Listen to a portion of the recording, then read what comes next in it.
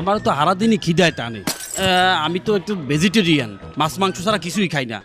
তো গরুর গোস্ত, খাসির গোস্ত, মুরার গোস্ত, গলদা, বাগদা, বেটকি, বুঝছো? বেটকি মাছ অর্ডার দিবি, সব আমি খামো। যদি খাইতে না পারি ঠোঙ্গা আমি লইয়েছি, বাড়ি লইয়ে যাবো। হ্যাঁ স্যার, আমার তো মারুতি সুজুকি বডি, বুঝছো? আমার খাবার বেশি লাগে। সাকিব, তুই কিছু কবি? আমি একটা জিনিস দেখছি, আমনে করছো কোনো আডা পর্দা নাই।